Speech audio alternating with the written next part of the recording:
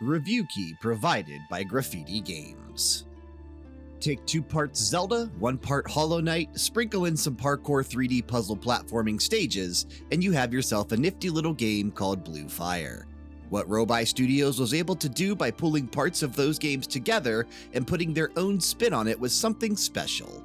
Studios can rely so heavily on what they borrow from games that came before them, but Robi Studios was able to blend these styles together so well with Blue Fire.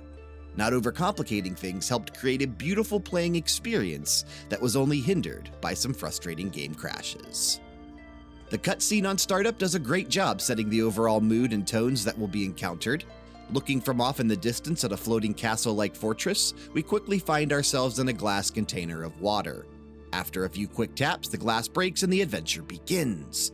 With a quick glance in the next room, it's not hard to notice the eerily familiar-looking bodies piled up, foreshadowing the dangers that will be encountered and the failures of those before us. The story is pretty simple. The kingdom of Penumbra is in turmoil. It has been taken over by a black lava-like substance with various enemies. While the beginning of Blue Fire feels like you are trapped in a small castle, it is quickly learned that Penumbra is much more than stone walls and wooden doors. Each new area you uncover has its own unique story to tell by using the environment and various NPCs that inhabit each specific location. These NPCs offer side quests that can be a nice break from the main mission of finding a dungeon and beating its boss. Another break from the main story are places called voids. They take you to puzzle platforming levels that are rated by a 5-star system. Just hovering next to the statue before entering the void will let you know what star it is. Let us tell you, this is the most fun and the most frustrating part of Blue Fire. Completing voids are not the only way to increase hearts, so this is where the game pivots from the heart pieces found in traditional Zelda games. Early on, the few voids that are discovered are fairly easy, but they do ramp up quickly. Some, however, require abilities that are learned along the quests. Blue Fire doesn't relay this information though, and we wish they did. They don't necessarily have to reveal what abilities need to be in our possession, but maybe just to give a disclaimer that the void can't be completed because the missing ability hasn't been found yet. Combat is nothing to write home about, and that is perfectly fine. Blue Fire keeps it simple with sword attacks and a lock-on system that can be used with a dash move to perform some powerful combos. The dual swords you wield can be upgraded, however, providing more damage and changing cosmetically.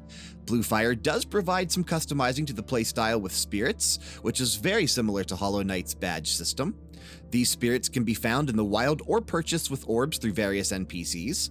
Orbs are Blue Fire's currency and can be earned through various side quests, or just go full-on old-school Zelda and smash some faces. One other small thing we really enjoyed about this game were the tunics and character emotes. Now, normally emotes are useless in games except for maybe starting a dance party at the tower in Destiny. In Blue Fire, emotes are not useless. They actually serve a purpose, but one we won't spoil and will let you figure out on your own. Tunics add a small but really noticeable way of changing up your character's style. We were really impressed with how something so simple felt so great. Unfortunately, this game had quite a few game-crashing bugs on Steam. Most of the bugs we encountered didn't have huge impacts, though.